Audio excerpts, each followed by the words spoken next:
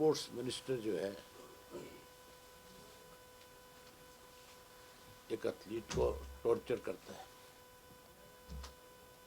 कैसे अपने घर पे बुला करके उससे जोर ज़बरदस्ती करने की कोशिश करता है कि मिनिस्टर जैसा जिम्मेवार व्यक्ति पद पे बैठा हुआ अगर खिलाड़ियों के साथ इस तरह का व्यवहार करेगा तो फिर आने वाले समय में कहाँ से मेडल आएंगे। मैं अभी मुख्यमंत्री से बात करूंगा इस मामले में। ठीक। तो सर इन्होंने मेरे पैर पे हाथ रखा और बोले कि तुम्हें फर्स्ट टाइम देखा था, तुम मुझे तब से काफ़ी अच्छी लगती हो और तुम अट्रैक्टिव हो, तुम्हारा अच्छा फिगर है और एथलेटिक्स में तो सारी काली पीली लड़कियां हैं ना, उनका लुक अच्छा है ना पर्सनैलिटी अच्छी है, और मैं तुम्हें स्पॉन्सर कराऊंगा और तुम क्यों पंगे कर रही हो, ये हाथ पैर तुड़ा रही हो, तुम मुझे खुश रखो मैं तुम्हें खुश रखूँगा। तो उसके बाद संदीप सर ने मेरे को जिम में देखा, देन उन्होंने मेरे को इंस्टाग्राम पे कांटेक्ट किया, जो कि एक वैनिश मोड है जिसमें आप कोई भी कॉन्वर्सेशन करते हैं तो वो कॉन्वर्सेशन साथ साथ गायब हो जाता है, उसका कोई रिकॉर्ड नहीं रहता कि ऐसे ऐसे देखो मैं तुम्हारा ट्रांसफ़र करने वाला हूँ।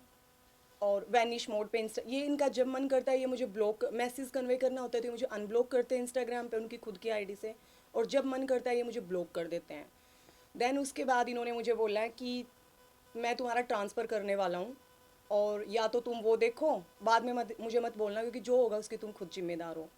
उसके बाद सर मैंने जो हमारे स्पोर्ट्स डायरेक्टरेट सर हैं जो कि बहुत स्पोर्ट को प्रमोट करते हैं, मैंने उनकी हेल्प लेने की कोशिश की कि सर प्लीज़ हम्बल रिक्वेस्ट, ये मेरा होम सेंटर है और मैं कहीं और अभी मैं पीक पे हूँ और मैं कहीं और दूसरी जगह जाऊँगी तो सर मैं काफ़ी डिस्टर्ब हो जाऊँगी।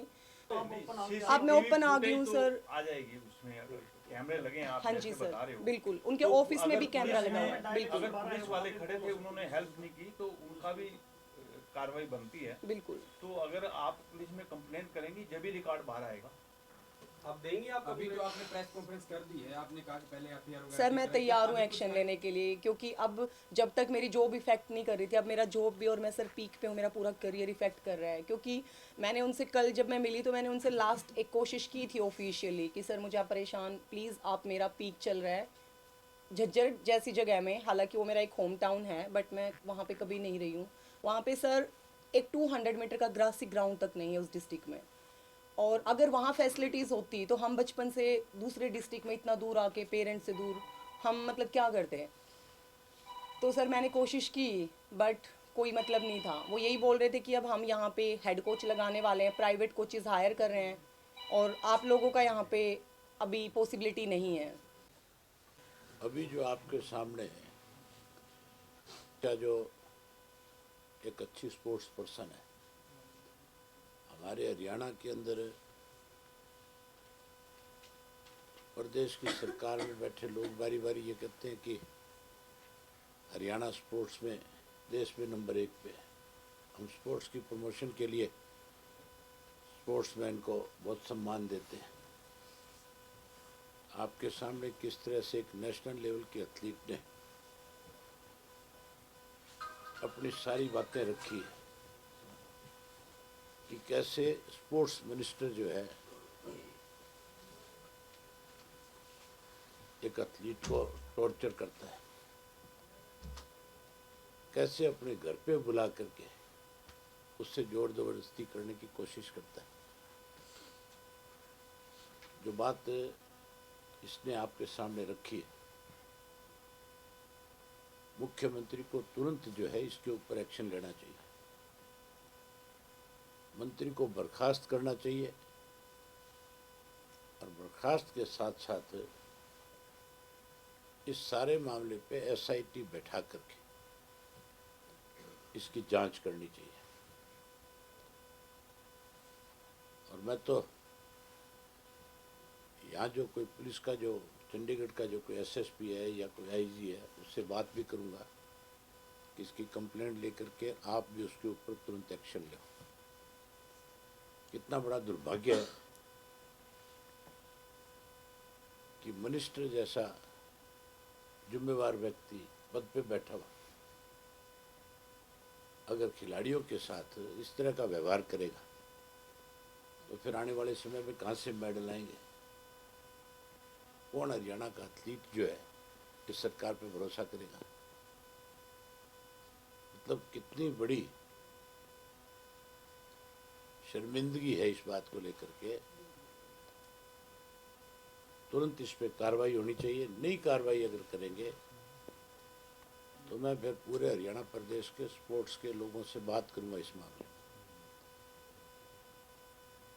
और जो नाम इन्होंने बताए हैं कि और भी लड़कियों के साथ ऐसा व्यवहार हुआ है, मुझे लगता है कि आज जब ये सारी चीज़ आपके माध्यम से उन तक जाएगी, कल वो लड़कियां भी 100% आपके सामने आकर के कहेगी कि इसको सजा मिलनी चाहिए और हमारे साथ न्याय होना चाहिए। मुख्यमंत्री को तुरंत संज्ञान लेना चाहिए, तुरंत इस बात के ऊपर मंत्री को बर्खास्त करके SIT का गठन करके इसकी जांच होनी चाहिए। इसने तो अपनी तरफ से DG के ऑफिस में भी कोशिश करी, चीफ मिनिस्टर के ऑफिस में कोशिश करी, दुष्यंत से जाकर के मिल के कोशिश करी। उन सब का फर्ज तो ये बनता था कि उसी वक्त इसकी हेल्प करते। आज जैसे इसने मेरे को आकर के सारी बात बताई कि मैं पिछले 4 महीने से सत्ता में बैठे लोगों के दरवाजे पे जा जा करके अपनी बात उनको बताना चाहती थी, तो मैंने उसी वक्त आप लोगों से कांटेक्ट किया और कहा कि भी आप आओ और इसके साथ जो व्यवहार हुआ वो प्रदेश की जनता को पता लगे, मुख्यमंत्री को समझ में आए कि तेरे मंत्रिमंडल में कैसे लोग। इस पर तुरंत कार्रवाई होनी चाहिए।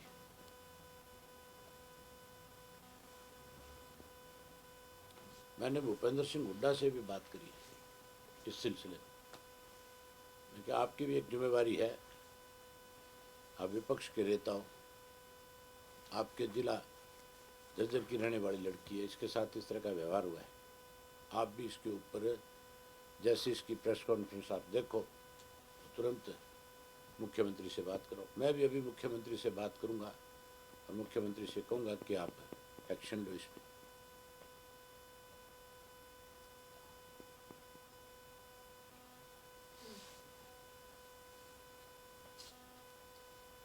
कोई और बात तो करनी है तो बताओ।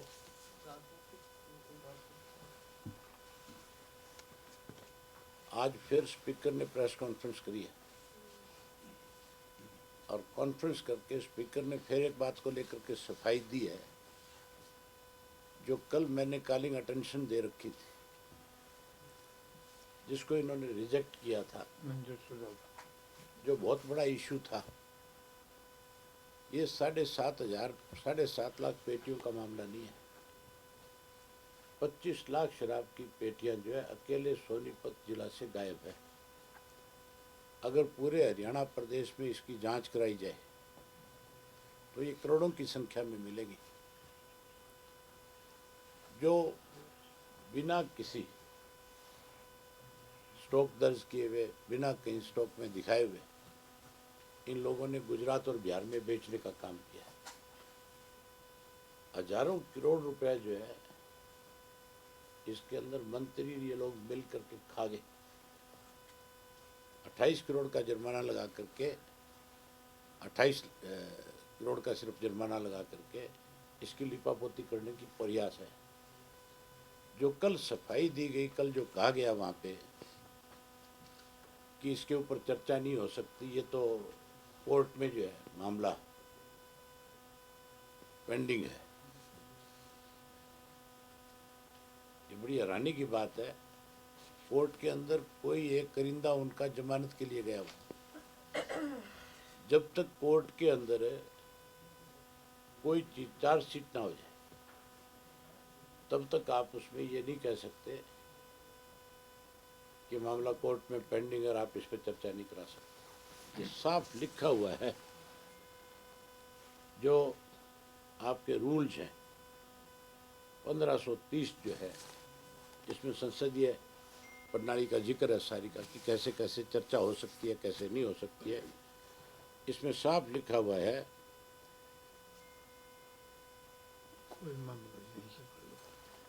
कोई मामला तब तक न्यायालय में, ये क्या लिखा है आप पढ़ो। न्यायाधीन नहीं माना जाता है जब तक इस मामले में कानूनी कार्यवाही वस्तुतः आरंभ नहीं हुई है। तथापि लोक महत्व के मुद्दे और विभिन्न राजनीतिक दलों के समूहों के सदस्यों द्वारा लगातार मांग को ध्यान में रखते हुए अध्यक्ष न्यायाधीश मामले पर चर्चा की अनुमति दे सकता है। उस न्यायाधीश जहां न्यायाधीश मामले पर चर्चा की अनुमति दी जाती है, वह अध्यक्ष सदस्य को ऐसा कुछ कहने के लिए सतर्क कर सकता है जिससे न्यायालय के समक्ष किसी मामले की प्रक्रिया पर किसी रीति से प्रभाव न पड़े। मतलब अनेक बार जो अभी है तो कॉग्निजेंस ही नहीं लिया, विचार कोई भी तो तब- कॉग्निजेंस नहीं है, कोई विचार कोर्ट तो में था ही मामला नहीं। पेंडिंग नहीं है, कोई कोर्ट का संबंध नहीं है। कॉग्निजेंस चार्जशीट के बाद होता है। ये चार्ज तो के कोई बाद भी व्यक्ति कोर्ट के अंदर अपनी जमानत के लिए जा सकता है। जमानत पे जाने के लिए अगर कोई ये कहे कि ये कोर्ट में पेंडिंग है, इस पे चर्चा नहीं हो सकती, तो मान के चलो वो कहीं ना कहीं सत्ता में बैठे लोगों को और अधिकारियों को बचाने का काम कर रहा है। इसकी भी जांच जो है सीबीआई से होनी चाहिए, और सीबीआई से जब जांच होगी तो फिर सत्ता में बैठे लोगों के नाम सामने आ जाएंगे। स्पीकर भी मुझे लगता है सरकार में दबाव में आकर के फैसले ले रहे हैं। इसी विधानसभा के अंदर अनेक दफा एसवाईएल के ऊपर जो मामला कोर्ट में पेंडिंग था उस वक्त चर्चा हुई, हमने यहाँ से रेजोल्यूशन बना करके भेजे। अनेक और ऐसे इश्यूज थे जिन पे यहाँ चर्चा होती रही। पार्लियामेंट का एक किस्सा बताता हूँ मैं आपको। पार्लियामेंट के अंदर नेहरू जी का राज था, और नेहरू के राज के अंदर राम मनोहर लोहिया मेंबर पार्लियामेंट होते थे जो अपोजिशन में थे, और स्पीकर राधा किशन थे। ऐसे एक मामला कोर्ट में पेंडिंग था जिसपे राम मनोहर लोहिया चर्चा करना चाहते थे, और राधा किशन जो हमारे उस वक्त के जो स्पीकर थे उन्होंने हवाला दिया कि ये मामला जो है कोर्ट में पेंडिंग है, इसके ऊपर चर्चा नहीं हो सकती। राम मनोहर लोहिया ने स्टैंड लिया हाउस के अंदर कि संविधान भी सरकार ने बनाया, जो संविधान राम मनोहर अपने बाबा साहब अम्बेडकर ने लिखा उसको भी तो पार्लियामेंट से मंजूरी मिली। जो कोई आज कानूनों में बदलाव किए जाते हैं उसको भी पार्लियामेंट से मंजूरी दी जाती है। अगर हम कानून बनाना जानते हैं, कानून हमारे यहाँ से बनता है, तो फिर कोई मामला अगर कोर्ट में पेंडिंग है तो हम उस पर चर्चा क्यों नहीं कर सकते। ये रूलिंग देकर के उन्होंने उस पर चर्चा कराई। हम वहाँ कोई ये थोड़ा ही है कि ये सुनने के लिए बैठे हैं कि हमें ये कह करके बोलने से रोक दिया जाए कि मामला कोर्ट में पेंडिंग है। हम कोर्ट के ऊपर टिप्पणी नहीं कर सकते, लेकिन उसमें कोई इशू अगर है और अगर विधानसभा में इशू है उस पर चर्चा हो सकती है। आप जज के ऊपर नहीं टिप्पणी कर सकते, वो एक अलग चीज़ है।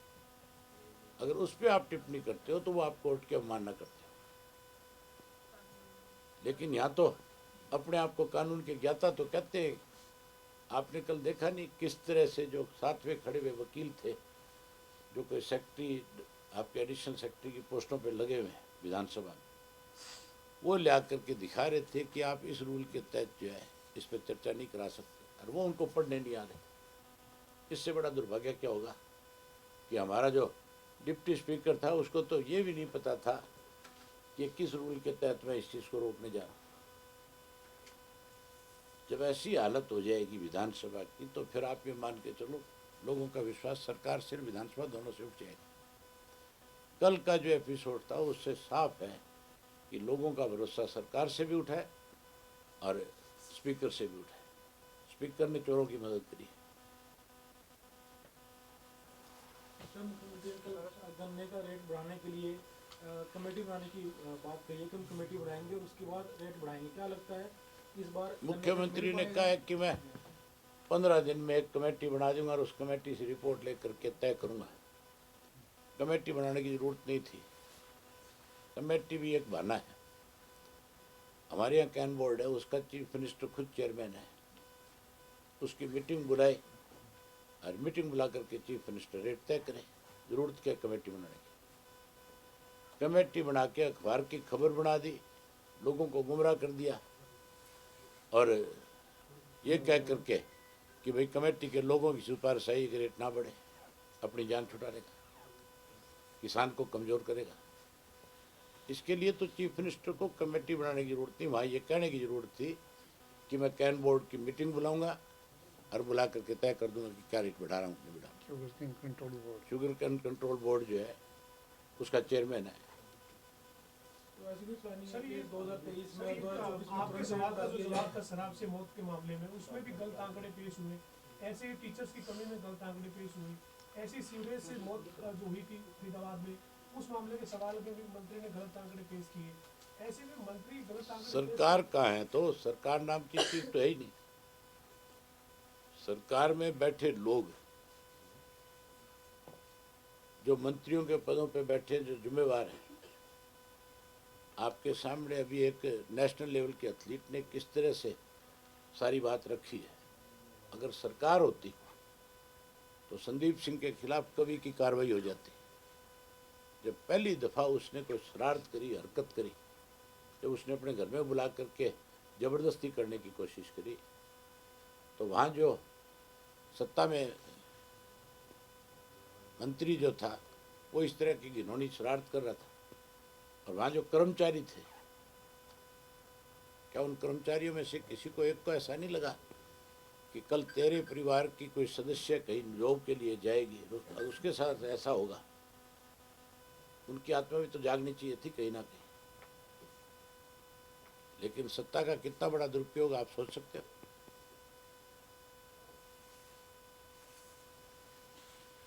मैं अभी मुख्यमंत्री से बात करूंगा इस मामले में।